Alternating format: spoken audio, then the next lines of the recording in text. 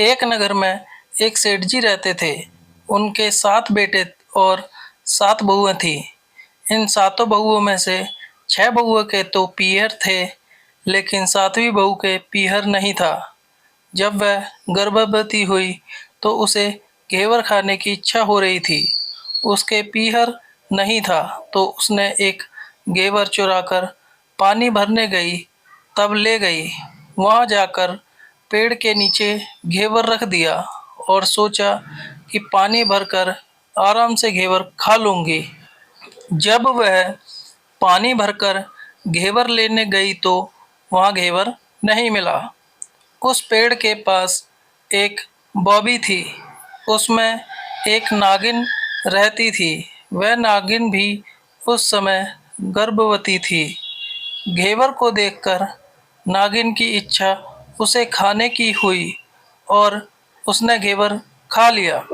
उस नागिनी ने सोचा कि यदि साहूकार की बहू मुझे गाली देगी तो मैं उसे डस लूंगी, और यदि कुछ नहीं कहेगी तो इस बिना पीहर की को मैं पीहर दिखा दूंगी। साहूकार के बेटे की बहू ने कहा कि शायद कोई मेरे जैसी होगी जिसने यह घेवर खा लिया। ऐसा सुनकर नागिन बहुत खुश हुई और उसने अपने बेटों से कहा कि तुम इंसान का रूप बनाकर जाओ और साहूकार के बेटे की बहू को लेकर आओ। नागिन के बच्चे इंसान का रूप बनाकर साहूकार के घर चले गए। वहां जाकर उन्होंने कहा कि हम हमारी बहन को लेने के लिए आए हैं। तब सास ने कहा कि पहले तो कभी नहीं आए, इतने दिन कहाँ थे। तब उन्होंने कहा कि जब हमारी बहन का जन्म हुआ तब हम नानी के घर थे, और शादी हुई तब हम परदेश कमाने के लिए गए हुए थे। उन लड़कों ने बहुत सारे कपड़े, गहने और मिठाइयाँ बहन के सास और जेठानियों के लिए ले गए थे। सास अत्यंत प्रसन्न थी और जेठानियाँ उसे देखकर जल कुड़ रही थी। सास ने बहू को उनके साथ में भेज दिया। बॉबी के पास जाकर उन्होंने कहा, बहन, हम नाग हैं। उस दिन जब तुमने पेड़ के नीचे घेवर रखा था तब तुम्हारा घेवर हमारी माँ ने ही खाया था। उन्होंने तुम्हें अपनी बेटी माना है। इस नाते से तुम हमारी बहन हुई। बहन, अब तुम हमारी पूंछ को पकड़ लो और डरना मत। उनके कहने पर वह पूंछ पकड़कर बॉबी में चली गई। वहाँ पर उन्होंने उसे बहुत लाड़ प्यार से और सुख से रखा। वहीं पर उसने एक लड़के को जन्म दिया। जब उसका लड़का थोड़ा बड़ा हुआ तब की बात है। पड़ोसन ने साहूकार के बेटे की बहू को सिखा दिया, अगर तू तेरी माँ की इतनी ही लाडली है तो तू तेरी माँ से कहना कि आज तो नागों को दूध मैं ही पिलाऊंगी। पड़ोसन का ताना उसे सहन नहीं हुआ। वह माँ से जिद करके नागों का दूध ठंडा करने लगी। अभी तक दूध ठंडा नहीं हुआ था, उससे पहले ही उसके बेटे ने घंटी बजा दी। घंटी की आवाज़ सुनकर छोटे बड़े सारे नाग दूध पीने के लिए दौड़ पड़े। जब उन्होंने दूध में मुंह लगाया तो बहुतों का मुंह जल गया। तब नाग क्रोधित होकर बोलने लगे कि हम बहन को काटेंगे। उसकी माँ ने उन्हें समझाते हुए कहा कि इसे मत काटो, यह तुम्हें आशीष देगी। तब साहूकार के बेटे की बहू ने कहा, जियो महारा नाग नागिनी, जियो महारा खंडिया खंडिया वीर। वीर उठावे देखनी रो चीर, चीर तो फट जाओ पड़ वीर जीता रहवे। थोड़े दिन बीत जाने के बाद पड़ोसन ने फिर से ताना मारा कि यदि तेरी माँ तुझ पर विश्वास करती तो तुझे सातवें कोटे की चाबी देती। उसने माँ से जिद करके चाबी ले ली और जब ताला खोला तो अंदर झूले में बाबा नाग झूल रहे थे। उसने बाबा नाग से कहा, सत सिया राम राम बाबा। उन्होंने कहा कि तूने सत सिया राम कह लिया, वरना मैं तुझे डस लेता।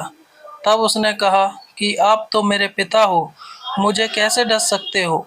और बोली, जियो नाग नागनी, जियो वासुकी नाग, जीड़ मेरो लाड़ लड़ाया 9 करोड़ को हार। नाग देवता ने उसको 9 करोड़ का हार दे दिया। माँ ने अपने बेटों से कहा, भाई तो अब बड़े घरों में हाथ डालने लगी है, उसे घर पहुंचा दो। नागों ने साहूकार के बेटे की बहू को बहुत से गहने कपड़े दिए और ससुराल पहुंचा दिया। थोड़े दिनों की बात है, उसका बच्चा झाड़ू तोड़ रहा था। ताई ने कहा, झाड़ू मत तोड़ो, इतना तोड़ने का शौक है तो तेरे नाना मामा के यहाँ से लाया होता। सांपों ने सुन लिया। माँ से जाकर कहा। माँ ने कहा, 2 झाड़ू सोने की बनवाओ, 2 चांदी की बनवाओ और दे आओ। ताइयाँ देखकर जल गईं। कहने लगी, इसके तो ताने मारने से धन बढ़ता है। कुछ दिनों के बाद की बात है, बच्चा गेहूं बिखेर रहा था।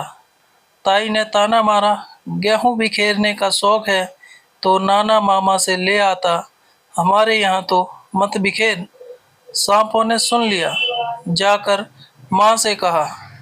माँ ने कहा, 2 बोरी दाने सोने के गड़ाओ, 2 बोरी दाने चांदी के गड़ाओ और दे आओ।